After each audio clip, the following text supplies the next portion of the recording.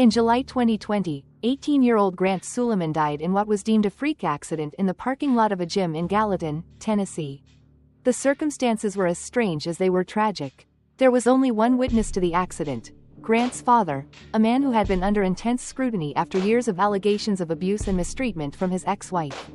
With an investigation swiftly opened and then closed, social media lit up over the injustice. There are questions in this case about large-scale corruption as well as the gaslighting of an abuse survivor by local and state officials. Not to mention family members. Most shocking is the implication that many people have turned a blind eye to horrific allegations from a child, accusations of attempted murder, and possibly the killing of an 18-year-old boy. There are two very different sides to this story, but that doesn't mean that the truth is black and white. Let's take a look. Great to have you with us, and welcome to Channel 4 News today on this soggy Tuesday morning, April 12th, 2011. I'm Aaron Solomon. For 15 years, Aaron Solomon was a sports reporter and morning news anchor with WSMV-TV in Tennessee. Through his daily presence on the news, Aaron became a familiar face in living rooms all over Nashville and the surrounding area. Aaron left broadcasting around 2011 and became a financial advisor for some of the world's top investment banks, including Morgan Stanley and Merrill Lynch. Outwardly, it appeared that Aaron Suleiman was a man who had it all. He and his wife, Angelia, were married in 2001 and went on to have two beautiful children. Angie had a doctorate in pharmacy and a career as a pharmacist, but eventually took a step back to become a full-time mom. The picture of the Solomon family bliss, however, was shattered when, in 2013, Aaron filed for divorce. What ensued was a messy battle over the children, as well as financial support. Aaron had already declared bankruptcy once. The couple was again buried in debt but unable to declare bankruptcy once again. At that time, both were unemployed. But finances were the least of their concerns. During the divorce proceedings in 2013 and for years after, Angie vocalized very serious allegations of abuse against Aaron. She alleged that she and both of the children were the victims. The situation in their home had gotten so bad that only days before he filed for divorce, Angie alleged that Aaron had tried to kill her. Despite what Angie described as a living nightmare at home, the judge overseeing their divorce proceedings initially awarded custody of the children to Aaron. Angie routinely lost visitation rights with the kids over the years. The custody disputes continued, as did the allegations about Aaron's behavior. Number one, it seemed, was willing to help the Solomon children escape from their father. The two kids eventually ignored a court order and ran away from their father's home to stay with their mother. In 2020, their eldest, Grant, had just turned 18 years old. Grant was tall, athletic, fun-loving, and had a big heart. He was a star baseball player and a protective older brother. Gracie, 4 years younger than her brother, was also an active and loving child. Having just become a legal adult, it was said that Grant was seeking to win custody of his younger sister. Where the courts had failed his mother, he would step in and protect Gracie. Angie claimed that her son had been a witness to her attempted murder back in 2013. He knew what his father was capable of. When Grant Suleiman met with his father on the morning of July 20, 2020, Angie said that the two had not spent time together in about 2 years. Grant had a private pitching session booked at the Ward Performance Institute in Gallatin, roughly 50 miles from his home in Franklin. He agreed to meet his father there. What happened next is told mostly through the perspective of Aaron Suleiman. He said that he pulled into the parking lot first, parked his truck, and waited for Grant to drive into the lot behind him. Grant then pulled in next to his father. They had arrived early and were in no rush to get inside. According to Aaron, he took this opportunity to check work emails on his phone before exiting his vehicle. When he glanced back up from his device, Grant's truck was no longer beside his. Aaron believed that Grant had gotten out of the front cap of the truck to retrieve his baseball gear from either the back seat or the bed of the pickup when the truck somehow shifted gears. Or perhaps it was never in a park. The vehicle rolled backwards, dragging him across the pavement, down a hill, and into a ditch. Less than 10 minutes after arriving at the facility, Aaron called 911. From the parking lot, looking down on the truck in the ditch, he told the operator that his son was trapped under the truck and needed immediate assistance. Okay, what's going on? 1357. My son's truck backed over him, and it's rolled over him and dragged him into the ditch, and it's on top of him. He's trapped under the truck, and somehow it drug him underneath it. Yes, my son is under it. I'm trying to call 911. Okay, what's your name? Oh my God. My name is Aaron Solomon. How old is the male? He's 18. He just turned 18 a couple weeks, about a month ago. It's my son. Oh my God. Oh my God, this is not good. Is he awake and Oh, please talking hurry. to you? I don't think so. He's not alert, right? No, he's out. And he's trapped. I got 3 guys here, and he's trapped under the truck. Okay. Oh my God. I understand, sir. Stay on the phone with me while we get somebody out there. What's your name? Aaron Solomon. Throughout the call, Aaron sporadically called down to the men that he said were next to Grant in the ditch. His son was lying face up between the front 2 tires of the truck. He's underneath the vehicle. Okay, I've got that. And that's my son. It's somehow backed up. Yeah. Yeah, I'm on with 911 right now. Oh my God. Was your son working on it? No, he was just getting out of it. We're on an incline, and I guess he didn't have it in park or something, or it wasn't engaged, or... Oh my God. Oh my God, I can't believe Is your son still not this. responding? No. And he's still No. under truck. No one can get Yes. out from under it? No. Can you check and see Huh? if he's breathing? Somebody's telling me that he's coming too. Okay. Maybe. Now, when he wakes up, he might I'm be telling him, scared. man. Can somebody just I'm get telling down him. there and talk to him? Yeah, somebody talk to him. Shit. Grant, turn your face to the side if you can, barely, but be careful. Don't move him, okay? We can't move him. We can't move him. Thank God. When emergency services arrived, they found Grant on his back, under the truck, and no longer conscious. The vehicle was lifted with some difficulty, and Grant was rushed to the hospital. The teenager did not survive his injuries. An employee from the gym facility came out of the building and noticed that the vehicles were parked oddly in the lot. He reported that he saw Aaron Solomon pacing back and forth on his cell phone. There were 3 other men present. The limited police report made available from the incident stated that no other witnesses were located.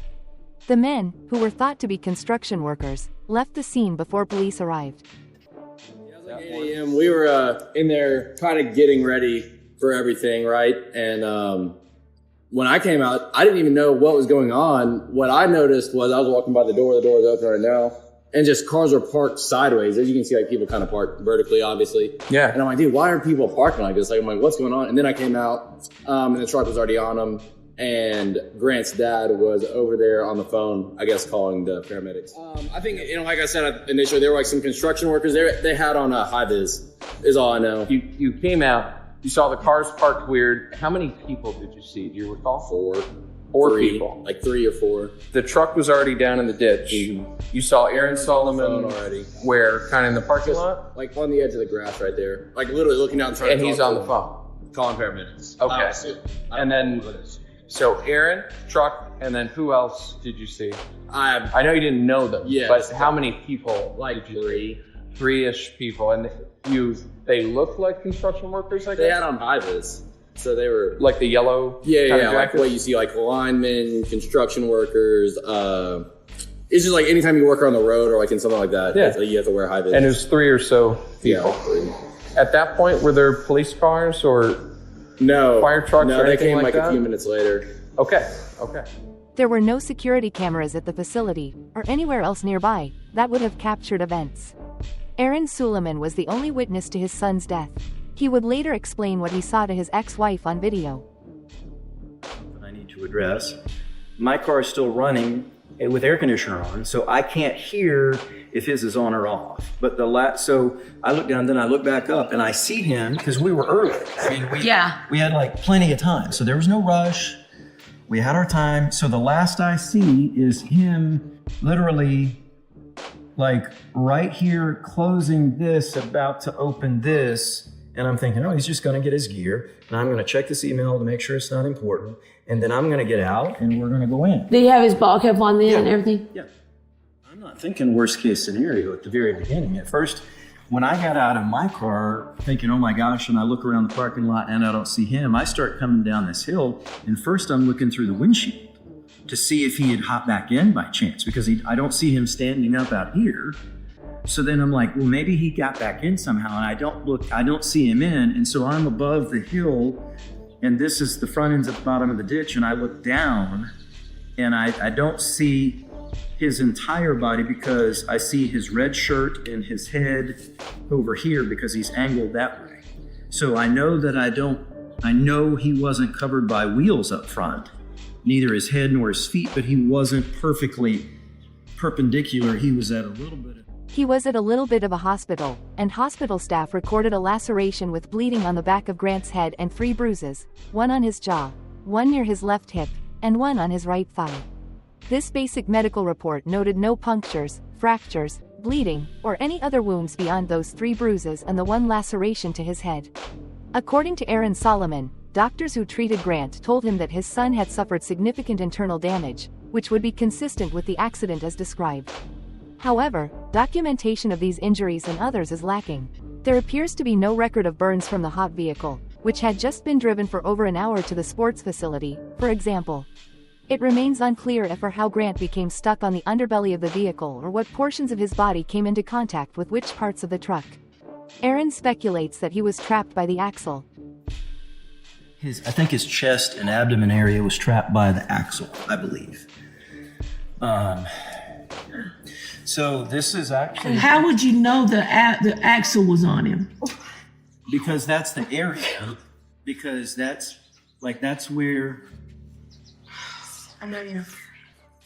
Because of where his head was. A thorough reconstruction of the event would be needed to determine what other injuries should be expected. Grant was ostensibly dragged roughly 60 feet across the asphalt while wearing a t-shirt and shorts, but the report seems to omit the types of cuts and abrasions one would expect to see in that scenario. After Grant had been pulled from the scene, photos showed bloodied rocks near the truck. Additional photos of responding emergency personnel also showed a ditch full of long, tall grass, seemingly undisturbed by the truck that had rolled through it. Further photos posted online suggest a tire track on the far side of the pavement. If the image is accurate, the truck drove forward from the road, not backward from the parking lot. The image is unverified and unclear. It had also been widely reported that the truck was found in the park with the keys still in the ignition. The available police report does not speak to this point. It's unclear what happened to all of Grant's clothing, though his shoes and socks, undamaged, were returned to his mother.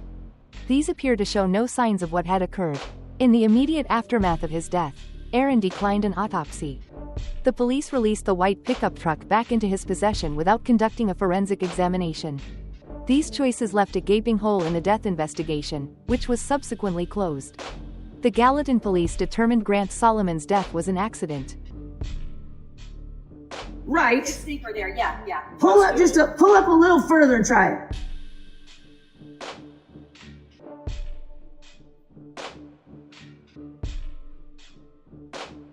So there's dry. There's dry. Okay.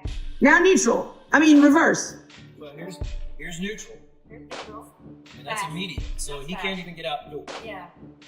So it's either got to be, quite honestly, it seems like it's got to be maybe dry and it was paused. Because this is still not as steep as their parking lot. Yeah. The only thing I can think is maybe it was in, but even, I don't know. Now, see right here, it's in drive and it's not moving. But Okay. it's not as steep as it is there. But if my dad's theory was true that it was jumped out of gear and it jumped to reverse, he can't get. But if it jumped after he got out. Right. Well, hold on. Go.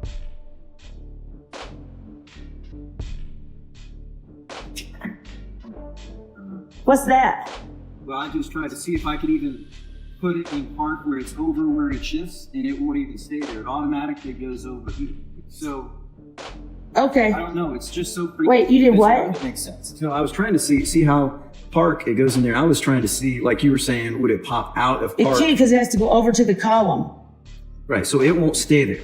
It won't stay right there to possibly pop down to reverse. What happened? I don't know. None of it makes sense. The decision made by the Gallatin police did not sit well with Angelia. The circumstances of Grant's death were both bizarre and suspicious. There was no indication that the truck had malfunctioned, and despite explanations being offered by others, mostly those close to Aaron, that doctors had found internal injuries, Angie firmly believed that the forensic evidence did not align with Aaron's story. Dr. Solomon knew that there was a clear motive for Aaron to kill his son. Years of abuse that she claimed the family had suffered at his hands. Angie alleged that Grant had played the role of protector for both her and Grace. She said that her son had suffered years of psychological and, at times, physical abuse at the hands of his father. At the time of his death, Grant had been speaking to friends about how he planned to testify against his father as an adult, even going so far as attempting to win custody of his younger sister. For years, Angie had been seeking the assistance of authorities in Franklin, in broader Williamson County, and in the state of Tennessee. In 2018, she connected on Facebook with County Sheriff Jeff Long and expressed fears for her own life and that of her children. Only a few months later, deputies from the same sheriff's office would arrive at her house to take the children from her once more and return them to her ex-husband. Reports to the Department of Child Protective Services, or DCS, bore no results for the desperate mother. By the time of Grant's death, Angie had been barred by court order from placing any more legal claims against her ex-husband for a full 6 years, until Gracie reached the age of 18. What could account for the authorities in Williamson County and the state of Tennessee routinely turning their back on Angelia Solomon and her children in the face of numerous serious claims? According to Angie, it was Aaron Solomon's connections. The church where Aaron worshipped, Grace Chapel, was also attended by a number of high-powered individuals, including State Governor Bill Lee and Senator Jack Johnson, to name a couple. Jack Johnson's wife, Deanna Johnson, was the judge who had ruled against Angie, barring her from continuing to place claims against her ex-husband. With the court system against her, DCS investigations closed without action taken, and with no other means to be heard, Angie took to the media. With the assistance of friends and other concerned supporters, she launched a social media campaign to draw attention to Grant's case and her allegations of abuse. Yeah, this is what's so confounding. Why would authorities cover for Aaron Solomon if what you say is true? If the forensics showed otherwise, why would anybody cover for, for your son's father? I mean, that's the question, is who is Aaron Solomon? Who is he really? And really what you're seeing here is, in the sadness of Grant not being here any longer, is just a continuation of the pattern of life that we lived from 2013 till that day, in July 20th, 2020, under Aaron Solomon's control. It's just a continuation. Why no one helped ever at any point, why no one stopped and stepped out of the circle and helped Gracie and Grant just as children on their own. There's a forensic evaluation and interview on file at the Williamson County Sheriff's Department that was arrestable, and they let it go. So if one adult had done their job, Grant wouldn't have had to step in and do the job that adults are supposed to do. Angelia and her supporters set up a series of social media accounts to perpetuate their message. They called the movement Freedom for Grace. The name highlighted the tragic situation that Grant's little sister found herself in following his death. There are additional postings under the name Justice for Grant. Gracie believed that her father had killed her brother. Custody between the two parents remained unclear, but Gracie had been vocal for years over her refusal to live with her father. She would refuse to leave with him, and she would run back to her mother.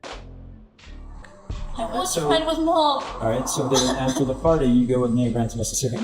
I don't want to go to Mississippi, please. I just want to. Okay, Gracie, you're coming to me. Eventually. Because you guys are breaking rules. I'm not.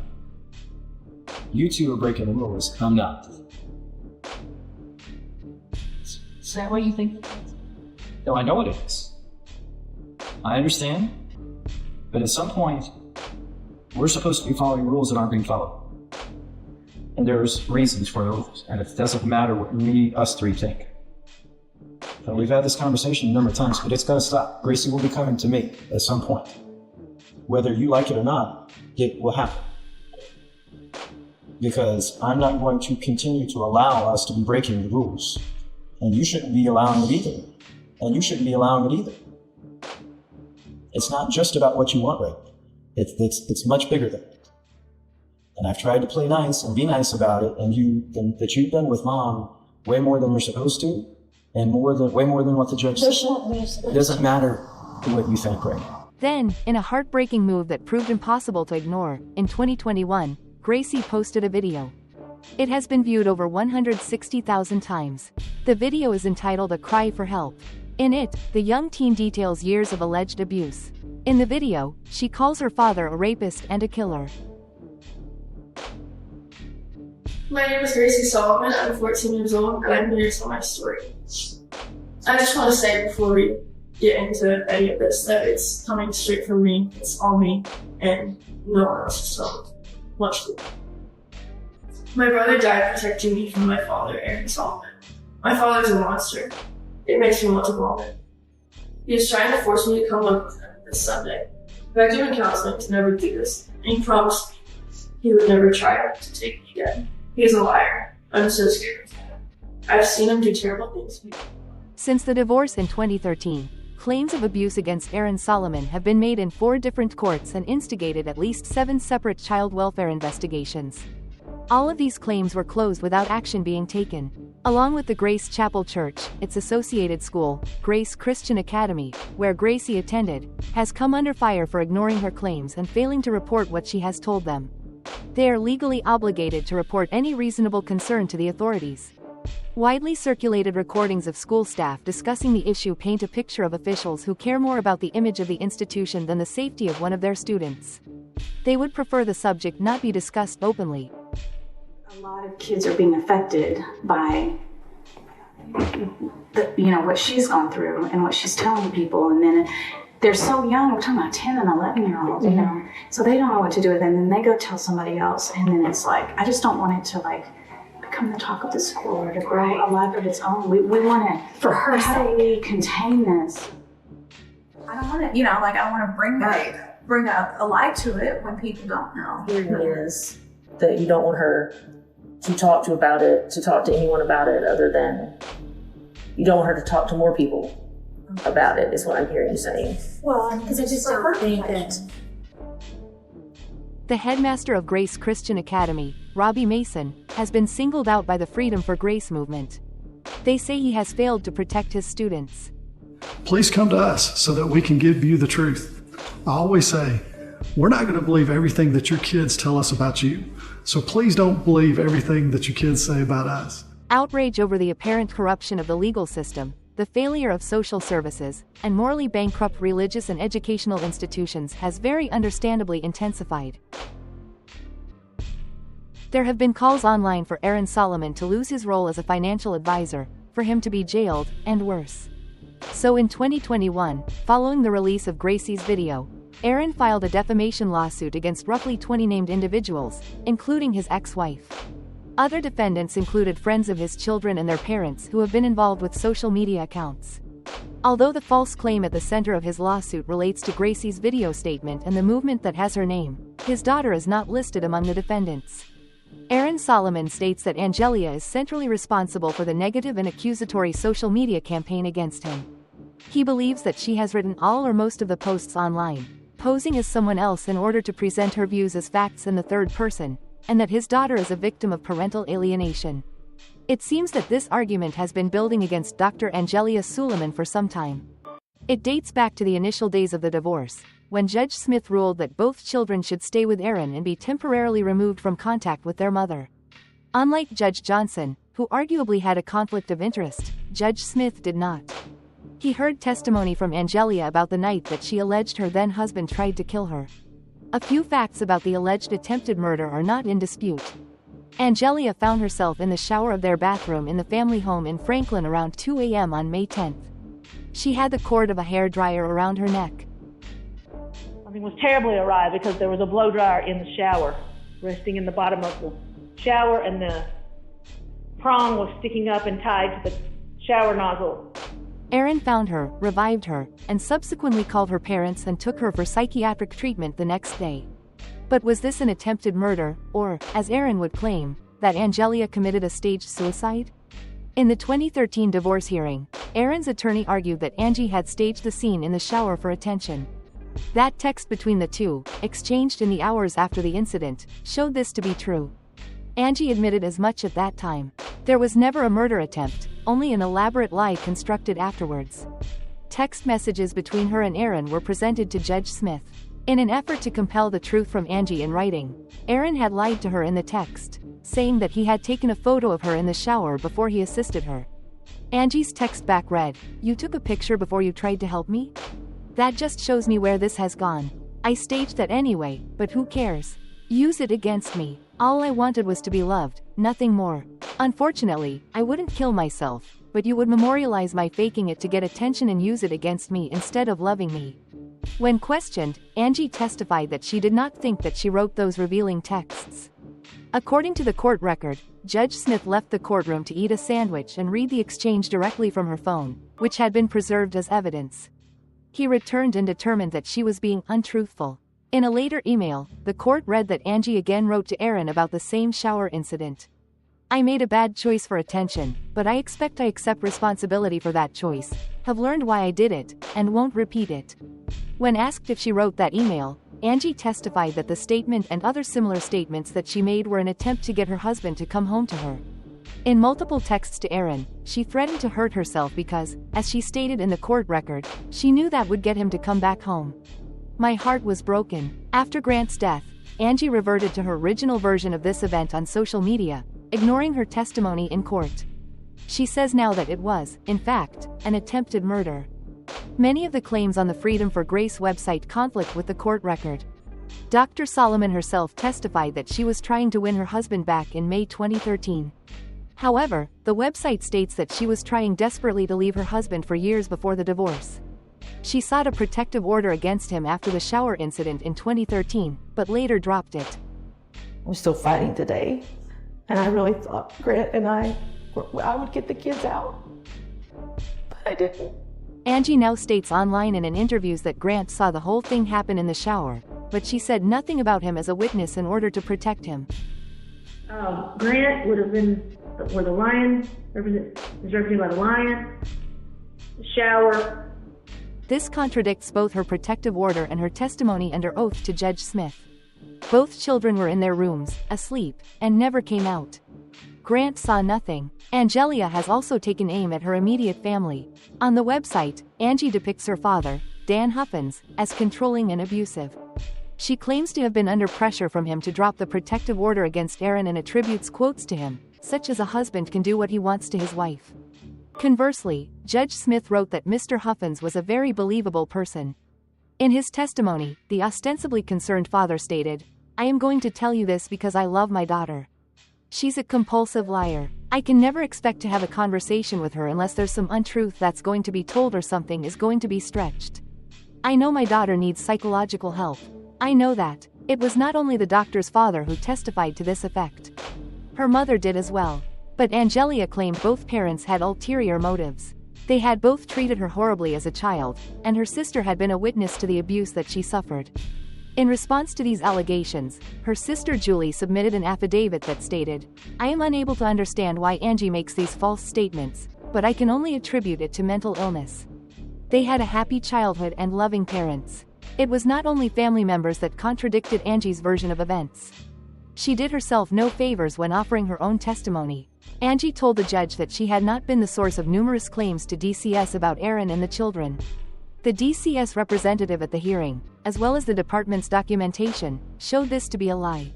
Reports about Aaron's child services eventually became so frequent that years later, a court in Williamson County would deem them an abuse of civil action and bar Angie from bringing any new claims for a period of 6 years until Gracie turned 18 years old. After hearing from all the witnesses, Judge Smith made his ruling. Simply stated, "Ms. Solomon, I do not believe you." He also admonished her for a plea for funds posted on Facebook, in which she claimed that she needed to raise money because her soon-to-be ex-husband had taken her babies. She said he kidnapped the children. The post raised nearly $4,000. Judge Smith asked, "Why would you tell people he had stolen your babies?" "I mean, I signed a restraining order, ma'am. If anybody is to blame, it is me." Angelia claimed that someone had broken into her Facebook account. She had nothing to do with it. The judge further believed that she had been finding a means to message her children in violation of this restraining order. On a message still held on her device sent to Grant's iTouch, she instructed her son to delete all messages that she sent to him after reading them. Although the device with that message was presented to her in court, Angie denied writing it. Aaron Suleiman testified that his greatest concern about agreeing to even supervised visits between Angie and the kids was about what she was going to say to them about him because she had a serious problem with lying. On the morning after the shower incident, for example, Angie told the children over breakfast that their father had left in the middle of the night to be with another woman. At that stage, he testified that it was the worst claim he had directly heard her make about him. Faced with these contradictions, untruths, and serious concerns relating to her mental health, Judge Smith concluded, "I am concerned about the safety of these children, even in a supervised situation." His written decision months later stated that the court finds the real issue here is whether Ms. Solomon is dealing in reality. He ordered that Angie not see the children until she underwent a psychiatric evaluation. Dr. Solomon has repeatedly fought back against her husband's claims that she is mentally unstable. She has admitted to seeking treatment from more than one psychiatrist, but only to seek help due to an unhealthy marriage. Angie has claimed that after the court-appointed psychiatrist submitted his report, it was disregarded by the same judge who ordered it. Angie has stated that it found her to be a loving, caring, and capable mother. Her separation from the children was temporary, visitation was slowly reinstated, and eventually the kids would run away from their father's care to live with their mother. In one of several videos posted by Justice for Grant, Angie explained how she arrived at the cemetery to find her son's grave cleared of all markers, flowers, baseball memorabilia, and other items left by mortar. She alleged that Aaron had wanted the grave to be unmarked. She further accused him of threatening to move his son to a different resting place, something that he could do because he had paid for the plot. The groundskeeper was out there and he's my friend. And so I said, "What happened out here?" And he said, "Mr. Solomon came and told me he wanted everything cleared." And he said, "So I did. I cleared it all off, and it's in a box up there at the memorial home." In the state of Tennessee, by law, if a child is buried, both parents own half. So by law in the state of Tennessee, that doesn't hold. But in his mind, he believes that he owns Grant and this spot, and he can do with it what he wanted. Ours was the only one that was completely cleared. Days after that, even the owner said, Aaron wanted it cleared, and those dead flowers were laying on it. Then Angie claimed that Aaron had purchased plots for her and Gracie as well as himself, a move that she linked to an alleged murder-suicide scheme. She feared for her life.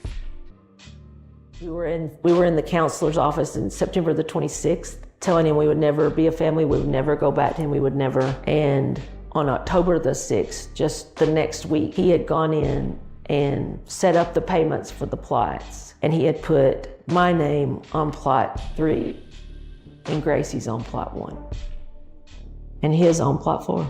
Pam Stevens was the funeral director at Williamson Memorial, a local Franklin, Tennessee, funeral home and cemetery, in July 2020. The day after Grant's death, she stated that she assisted Aaron Solomon, alongside his ex-wife, who was there with him, to select Grant's burial plot. At the same time, all family plots were selected, and a deposit was made with Angie's knowledge and approval. On October 6th, Aaron did return to pay the balance on the plots and sign the contract, as agreed. Pam has also legally declared that the items were removed from Grant's grave in order to mow the area.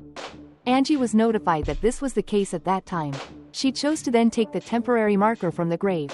After Angie removed it herself, according to Pam's signed affidavit, the mother began taking pictures of the unmarked plot and claiming that Aaron was responsible. The white pickup was in the possession of Aaron Solomon for months after Grant's death. He had the vehicle written off, and it was sent to a scrapyard. According to his ex-wife, she was not informed of these decisions. That's what I'm saying. I'm just saying down the road, not right now. Before you sell it, I know or if I do, or whether I don't. Well, I know some of the boys are wanting to see it. Yeah. Okay. Yeah. So let me make a few pictures. She eventually tracked it down and had it submitted for analysis. Portions of a report from the vehicle's computer have been published by Justice for Grant. That black box actually shows that someone was in the driver's seat, that there was weight in the driver's seat in the last 3 seconds, and that the accelerator pedal was pushed in and the steering wheel was being operated and turned sharply to the right, which matches the tire pattern. Then it was placed in park and turned off, and the weight got out of the vehicle. Grant couldn't have been the one in the last 3 seconds to get out because he was under there. So the black box told us everything. So we have all of the evidence. We just don't have an opening. If the report is to be believed, the data revealed a driver was accelerating before the truck made an impact with the ditch. The driver's side seatbelt was fastened, and both acceleration and brake were used in maneuvering the vehicle. The data as published suggests that someone was purposefully navigating the truck when it struck Grant Solomon. It's unclear if this report was part of the information put in front of Ada Blanton and the Gallatin police when they reopened the case in 2021. In March 2021, Assistant District Attorney Ronald Blanton wrote a letter to Dr. Solomon's attorney regarding the conclusion of the second investigation into the death of Grant Solomon. Assertions from Freedom for Grace and Justice for Grant omit reference to the reopening of the investigation. Ada Blanton wrote that the case was reopened upon Angelia Solomon's request, aided by the newly sourced materials and potential evidence that she had acquired. The details that the Ada provides in the letter, however, are very limited. He wrote only that the new information was compared to the original case file, that the investigators from 2020 had been interviewed, and that the investigation had been thorough. There is no mention of an exhumation for an autopsy, no crime scene reconstruction, and no forensic evaluation of the pickup truck. Ronald Blanton concluded that it was a horrible accident, but the state of Tennessee declines to pursue criminal charges in this matter based on a lack of evidence. I know there was a lot of community concern about that case. It is a tragic case, and I think it is right that it has received significant attention from both investigators and prosecutors. I also understand that in some circumstances, there simply is not the evidence to proceed with the case, and we may never know exactly what happened. But I am confident, based on my conversation with the director of the DA's conference, who got personally involved in this and expended significant amount of his own time in a way that he does not for virtually any other case in this state, that this is a case that receives substantial attention, and that to the extent that prosecutorial resources could be deployed, they were deployed, and that this case received a thorough investigation. Before Grant left that morning, he stopped in the door and said something that was so out of character. But he said, "Mom, I don't want to die in Gallatin today." If I begged and pleaded not to go, or I would go with him, let me sit in the parking lot. I thought he was talking about his lungs from where he had COVID. He was getting over it. We were having to have x-rays and see doctors. I didn't want to be a helicopter mom, but I just thought it might just be there. He said, "No, Mom, you're not going." And an hour later, I got a phone call. Grant was dead in Gallatin. Aaron's defamation claim is still pending in Tennessee courts. Of the accusation that he murdered his son, the lawsuit points out that the accident occurred in broad daylight, during regular business hours, just feet away from an open and operational business, and in clear view of a busy road.